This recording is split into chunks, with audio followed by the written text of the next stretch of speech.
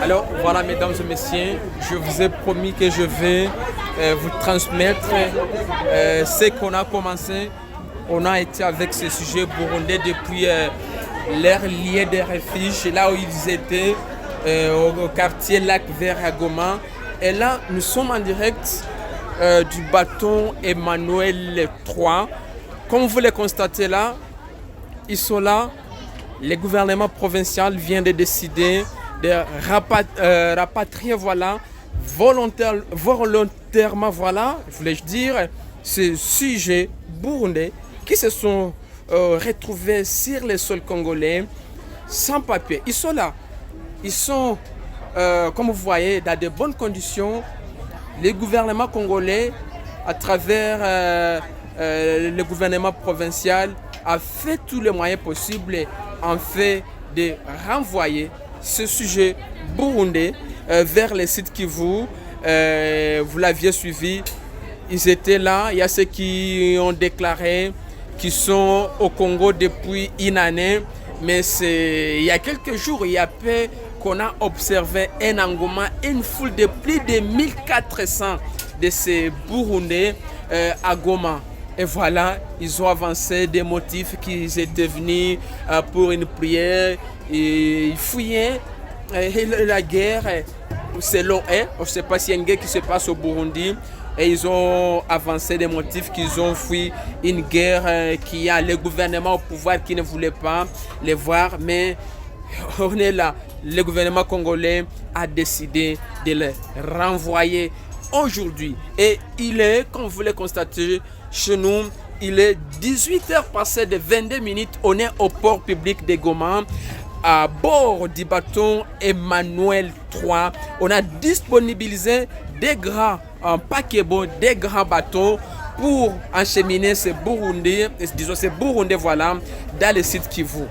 Ils sont là, comme vous le constatez, enfants, femmes, hommes. Ils sont là, mesdames et messieurs. Ça se passe en direct sur Congo Synthèse. Les Congolais, je suis de la diaspora. Les Congolais qui vivent au pays. Ils suivent ça. Parce qu'il y a eu des réactions. Il y a des voix qui se sont soulevées pour demander comment et pourquoi ces gens-là se sont retrouvés à Goma. Et pourquoi seulement ils ont choisi la ville de Goma. Alors, vous voyez le confort du bateau. On est là, mesdames et messieurs. C'est les bateaux qui vont, disons, c'est les bateaux ici qui vont servir pour leur renvoi dans les sites Kivu. On est là, il y a leurs effets ici, comme vous les constatez. On est là, regarde. C'est ça, mesdames et messieurs. Regarde. Ils sont là, et comme vous les constatez, ils ont peur, personne qui veut parler. Regarde. Ils sont là, ils se cachent et ils sont bien sécurisés. Voilà, on a disponibilisé les services de sécurité. S'il vous plaît, on va faire un tour là.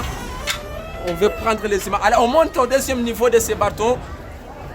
On doit tout faire. Regarde, on est là.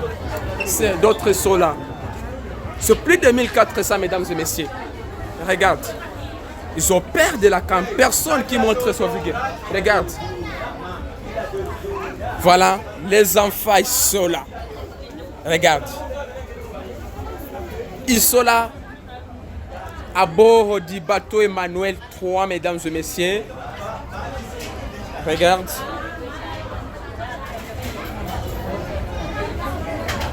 Ils sont là. Les sujets burundais. Et on a disponibilisé quelques services de sécurité pour les accompagner en direct de... Regarde, les conforts. Les conforts. Regarde les conforts. On a tout mis. Regarde. Ça, c'est une chaise du bateau. On a en direct du bateau Emmanuel III. Les deux bateaux, des bateaux de l'X de l'établissement Silim. Regarde. Ils sont là. Alors, comme on est en train de se précipiter, moi je dois rentrer. Parce que je ne vais pas partir avec eux, mais quand même il y a d'autres qui vont voyager avec eux vers les sites Kivu. Regarde les conforts, ça se passe bien. Regarde, Ils sont là. On a disponibilisé même les services de sécurité pour les accompagner, mesdames et messieurs. Ce sont des sujets burundais qui se sont retrouvés sur le sol congolais et sans papier. Sans papier, ils se sont retrouvés à Goma. On n'a pas su comment ils ont passé où pendant. C'est vrai qu'on avait tous les services, il y avait la DG, il y avait la police, l'ANER, mais on a été surpris de retrouver, de voir ces Burundais à Goma. Regarde, on a tout fait pour qu'ils rentrent calmement. Alors, nous partons.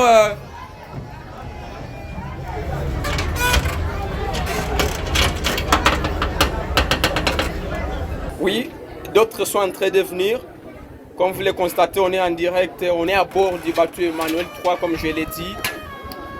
Les services de sécurité, il y a la DGM, on a fait tous les moyens possibles que ce genre rentre calmement dans de bonnes conditions. On va tenter de parler avec l'un des représentants de ce genre. Bonjour, monsieur. Bonjour. Bonjour. Vous êtes l'un des représentants de ces Burundais. Vous êtes également un Burundais. Vous retournez chez vous. C'est vrai, pas chez vous, on ne l'a pas précisé. C'est vers le site qui vous sentez comment? Mal à l'aise. Mal à l'aise, comment? Pourquoi? Parce qu'on a quitté dans des conditions. Pardon? C'est le monde entier qui vous suit. Vous pouvez, il faut le dire. Qu'est-ce qui n'a pas marché? Ce qui n'a pas marché, c'est que nous ne sommes pas avec les membres de nos familles et aussi nos bagages. Vos bagages et les membres des familles sont où? Ils sont restés dans les quartiers. Est-ce qu'on peut parler tout de suite quelques secondes? On peut rester stable. Ils sont restés où précisément? Dans les quartiers. Les quartiers? Oui. Depuis quand? Depuis vendredi. Vendredi? On était dans une fête de levée de deuil. Oui. Oui, alors on a laissé nos biens dans les maisons. Oui. Donc comme ça, on nous a intercepté du moment où nous voudrions rentrer. Oui. Et alors, jusqu'à présent, jusqu'à aujourd'hui, on s'est séparé de nos foyers et nos biens aussi. Et certains sujets de nos membres. Oui. Alors, comment vous trouvez les conditions? Est-ce qu'il y a eu, s'il faut le dire comme ça, des menaces de la part du gouvernement congolais? Parce qu'on voit les conforts, les conditions sont bonnes. Pas de menaces comme telles, mais tout simplement, je peux qualifier comme une mauvaise procédure parce qu'on ne s'est pas entendu avec certaines autorités de l'État pour nous rapatrier dans des conditions dignes, dans des conditions humanitaires qui respectent les droits de l'homme. Alors vous vouliez obtenir par exemple la nationalité congolaise? Pas du tout. Nous sommes des Burundais. Nous voudrions regagner notre chère patrie. Merci beaucoup, mesdames et messieurs. Comme vous le constatez, on est en direct du bord, on est à bord du bateau Emmanuel. On est en train de nous dire que l'État file. Ils doivent quitter le port parce qu'il est 18h passé. Alors, on est là, il fait nuit, mesdames et messieurs, comme vous le constatez. Depuis la journée, on a été avec vous. Regardez les conforts du bateau. C'est Emmanuel 3. L'un des meilleurs et super, un bateau de luxe qu'on a pris pour ces citoyens, ces sujets burundais qui se sont retrouvés sur le sol congolais sans papier. Mais le gouvernement a fait tout pour qu'ils rentrent aujourd'hui parce que ces derniers causaient bien sûr l'inquiétude. Il y avait déjà une inquiétude dans les fiefs de la population. Il y a cette population qui s'est soulevée déjà pour dénoncer parce qu'il y a certains qu'on avait même déjà commencé à intercepter dans des mauvaises choses à Goma. Alors regardez, on est là. C'est le bateau, on est au port. Ça c'est le bateau Emmanuel. C'est le deuxième bateau qu'on a pris. On a loué ce deuxième bateau avec 3 niveaux. Regarde. Emmanuel 2, comme vous le constatez là. Ils sont là, les services de sécurité mobilisés pour accompagner ces Burundais. Il y a d'autres mouvements, hein, d'autres qui viennent. Regarde. Regarde. Ça se passe là. Regarde, ça continue. Alors, nous allons prendre une réaction de l'aide des Congolais. Un Congolais qui va donner son prêt de vie. Alors, bonjour messieurs. Parlez-nous, c'est plus de 1400 sujets burundais qui se sont retrouvés sur les sols congolais sans papier. Le gouvernement plutôt congolais vient de les renvoyer au site Kivu. Quels sont les sentiments? Je pense qu'avec la tristesse, c'est de toutes les façons un sentiment de joie parce que il y a des compatriotes qui vont rentrer chez eux et reprendre leur droit de vivre mieux au lieu d'être réfugiés. Entre-temps, nous rappelons à tout le monde que nous sommes tous gentiment capables de vivre chez nous, mais on est mieux que chez soi. C'est bien clair. Merci. Alors, mesdames et messieurs, nous poursuivons. On est là. Regarde, ils sont là, déjà embarqués à bord du bateau Emmanuel D. Regardez comme vous le constatez ici aussi. Ça se passe là. Voilà, mesdames et messieurs, comme vous le constatez. Il est 18h passé de 33 minutes. On est au port public de Goma. Vous voyez, les bateaux est là. Et à bord de ces bateaux, il y a ce sujet burundais qu'on veut retourner dans leur pays via la province du Sud Kivu. Regarde, vous les voyez. Les camions avec, regarde, un camion. À bord, il y a les services de sécurité, notamment la police, qu'on a déployé pour sécuriser ces derniers. Mais également, on peut voir certains Burundais. C'est une autre vague de Burundais qui arrive jusqu'au port public de Goma. Voilà. Ils sont là. Nous allons assister à leur descente, comment ils vont descendre à bord de ces camions. Voilà. Ça se passe au port public de Goma. Vous les voyez, bien sécurisés, aucune inquiétude. Le Congo veut accompagner ces Burundais dans leur pays dans de bonnes conditions, mesdames et messieurs. Regarde, ils sont là, les femmes, les enfants et les hommes. Regarde, comme vous les suivez là. Regardez, mesdames et messieurs, ils commencent à descendre. Ils sont là, c'est une autre vague de Burundais qui arrive au port. Je crois que ça doit être la 8e ou la 10e camionnette, donc le 10e camion qui arrive. Et c'était des pleins. Regarde, ils descendent avec leurs effets. Ils sont là. Ça se passe à Goma. Mais une question reste en suspens, mesdames et messieurs. Pourquoi ces Burundais ont voulu seulement venir à Goma? Pourquoi cette ville? Et pourquoi les Congo? Pourquoi ils n'ont pas? Parce qu'ils disent que ils ont fui la guerre, c'est leur qui se passe au Burundi. Et maintenant la question, pourquoi ils ont choisi seulement les Congo? Il y a un autre pays, leur pays voisin comme le Rwanda. Pourquoi ils n'ont pas choisi par exemple les Rwandais? Et s'ils ont choisi les Congo, pourquoi seulement Goma? Pourquoi seulement les Nord Kivu? Parce qu'ils savent bien qu'au Nord Kivu aussi ça tire.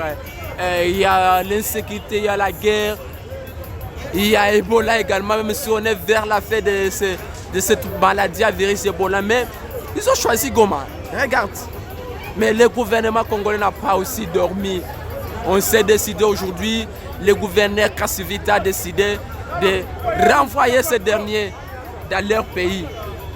Et il a dit, comme vous l'aviez suivi dans son interview, peut-être que vous allez suivre après, que le Congo c'est un pays de droit, c'est un pays qui a des lois. Et si vous voulez venir au Congo, en RDC, vous devez respecter les normes. Pourquoi le gouverneur a dit cela? C'est parce qu'on a constaté que tous ces Burundais, personne n'avait pas un document officiel. Et ils étaient là illégalement, sans papier. Regarde. Ils sont là, les enfants. Regarde. Les enfants, mesdames et messieurs. Oh. Après leur descente du camion, ils passent à leur identification, comme vous le voyez. Il y a les services de la DGM qui tentent d'identifier ces derniers. On les enregistre avant qu'ils partent, avant qu'ils prennent les bateaux pour les sites Kivu. Vous les voyez derrière moi, les services de sécurité. Le gouvernement congolais a disponibilisé les moyens et ils voyagent dans de bonnes conditions comme vous l'aviez suivi. On a fait des images à bord de ces deux bateaux qu'on a disponibilisés, les deux meilleurs bateaux du lac Kivu. Regarde, ils sont là, avec leurs enfants, femmes, hommes. Regarde. Ils sont là.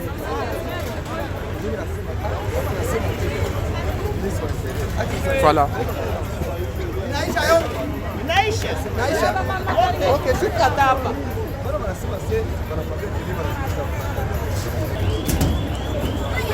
Comme vous pouvez les voir sur ces images, il fuit la caméra.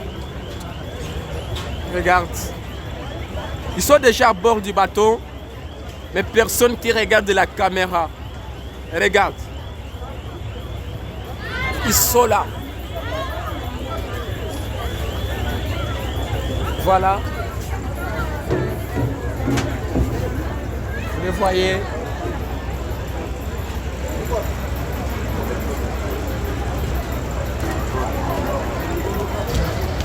Vous les voyez, mesdames et messieurs. Ils descendent avec leurs colis, leurs bagages.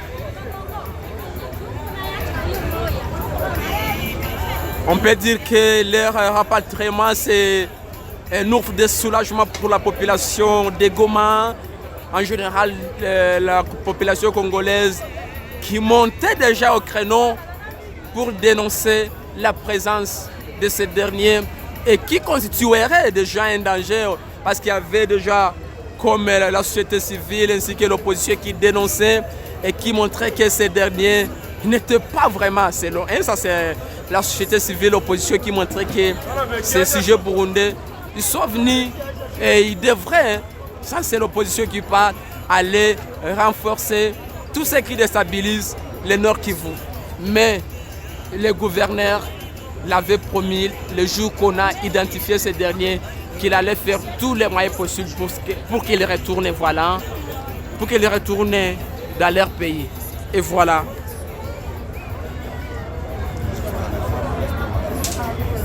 Voilà. Alors, mesdames et messieurs, nous allons vous laisser suivre un peu les images, l'ambiance de ce qui se passait la journée, les interviews qu'on a réalisées avec certains, l'interview également du gouverneur.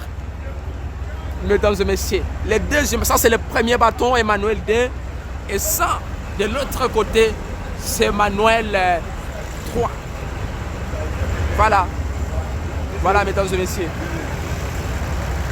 Et effectivement, pour que nous puissions les acheminer vers la province sœur, le Sud Kivu. Vous savez que le Nord Kivu ne partage pas la frontière avec les pays d'origine.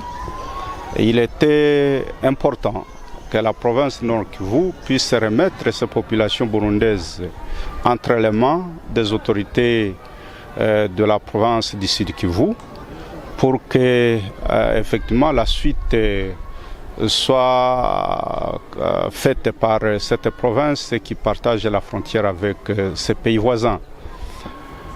Vous savez que dans les systèmes de la gestion de populations étrangères, ce qu'on appelle la police des étrangers rentre dans les compétences du pouvoir central, mais étant du pouvoir provincial, nous sommes toujours vigilants pour que effectivement notre pays ne soit pas envahi par des clandestins qui puissent survivre longtemps sur notre territoire sans remplir les formalités, sans remplir les lois, qui gère effectivement l'immigration. Et ces populations que vous avez vues sont des populations qui séjournaient sur le sol congolais sans des documents nécessaires pour justifier ce séjour. Et voilà pourquoi il était d'une impérieuse nécessité que la province du Nord Kivu puisse agir, et évidemment en saisissant, bien entendu, le pouvoir central pour que des grandes décisions soient prises afin de pouvoir arriver à cette opération d'évacuation. Excellence, lorsque nous avons interrogé, ils disent qu'il y a de cela 2 ou 3 jours, des jours, que certains parmi eux ont disparu, n'arrivent pas à les revoir. En même temps, ils disent qu'ils n'ont pas eu la possibilité de reprendre leurs biens qui sont gardés dans certains coins ici, dans la ville, même dans ces quartiers. Excellence, est-ce qu'il y a un mot à placer? Oui, il faut retenir que cette question ou cette épineuse question a évolué parce que c'était effectivement les inquiétudes de la journée de samedi et dimanche. Vous savez que les regroupements qu'eux-mêmes ont fait ici dans cette parcelle ici, ce n'est pas un regroupement habituel. Et lorsque ils ont avancé cette doléance de pouvoir ramasser ceci ou cela comme bien qu'ils ont abandonné à la cité, le gouvernement provincial a pu accéder à leurs demandes et c'est comme ça que depuis toute la journée de dimanche et même la nuit qui a suivi, l'avant-midi de lundi, à toutes ces heures-là, nous avons organisé des équipes qui ont passé partout dans les quartiers pour ramasser tout ce qu'on pouvait ramasser et nous pensons que tout a été fait dans la norme et donc ils rentrent avec leurs biens parce que nous avons respecté cette doléance qu'ils nous ont soumise et nous avons répondu. Excellence, quand le constat qui est là, il s'observe que certains ne veulent pas retourner dans leur pays. C'est là où vous analysez ça avec la RDC qui se donne ramener ces Burundais dans leur pays, mais ils sont mécontents. Pour vous, ça vous dit quoi? Et effectivement, il faut reconnaître qu'il s'agit d'un défi que le monde est en train d'affronter. Vous savez que ces mouvements migratoires ne concernent pas seulement la République démocratique du Congo, comme d'aucuns pouvaient le croire. Lorsque vous avez suivi Trump annoncer des mesures fortes pour ériger un mur qui sépare les États-Unis avec le Mexique, lorsque l'Europe se mobilise pour dire écoutez, il faut investir dans des pays en voie de développement pour empêcher que des clandestins puissent inonder l'Europe. Et donc ça signifie que dans la sous-région aussi, il y en a qui pensent et qui sont convaincus que la RDC, lorsqu'on y arrive, on peut trouver facilement la terre, on peut trouver facilement les conditions de mieux vivre ou de mieux être. Et pendant que les Congolais, peut-être, nous semblons ignorer ces bonnes choses que nous retrouvons chez nous, d'autres veulent venir occuper notre territoire. Et il s'agit donc d'un défi et je crois que tous les services sont maintenant alertés que ces phénomènes qu'on observait du côté de l'Europe, du côté des États-Unis, du côté des pays développés, maintenant ça devient une réalité, une menace réelle pour la République démocratique du Congo. Et nous devons ouvrir les yeux ou l'œil et les bons pour empêcher qu'effectivement des situations comme ça puissent nous surprendre. Parce que ces populations ici, lorsqu'elles ont été chassées dans la plaine de la Ruzizi, à Kamanyola, ces populations commençaient à errer à gauche, à droite, et elles ont cherché à être au Rwanda en 2017. Et c'est finalement en 2018 qu'elles ont commencé à arriver dans le Nord Kivu. Et elles se sont éparpillées à gauche, à droite sur l'étendue du Nord Kivu. C'est le cas dans le Nyiragongo, le cas dans la ville de Goma. Et nous pensons qu'effectivement, ce que nous disons chaque jour, que nous devons asseoir un système qui soit en mesure d'anticiper certaines situations. Voilà pourquoi nous sommes en train de monter ce système de Nyumba Kumi, le système des 3 maisons, le système, comment dirais-je, du renforcement des capacités des chefs de quartier, parce qu'effectivement, nous devons amener toute la population à être vigilante et à dépister ou à découvrir ces visages nouveaux qui arrivent dans les quartiers, dans les avenues, et les dénoncer bien avant pour que demain ou après-demain, nous ne puissions pas encore avoir un grand nombre qui poserait problème de retour.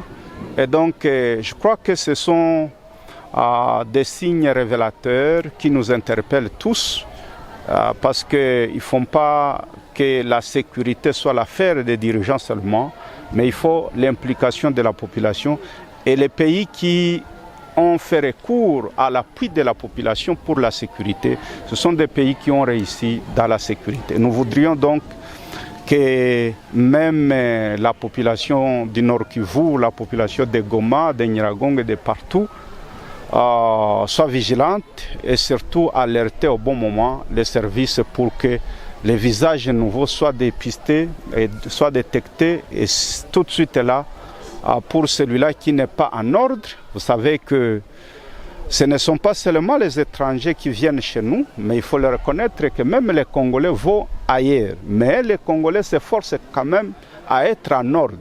Il n'est pas dit que la RDC ne reçoit plus les gens, non. Mais nous recevons les gens pourvu qu'ils soient en ordre, qu'ils viennent avec des documents migratoires, avec des documents qui rentrent dans les lois telles qu'elles sont définies pour un séjour en République démocratique du Congo. Voilà ce que nous pouvons dire. Excellence. Vous êtes en train de venir.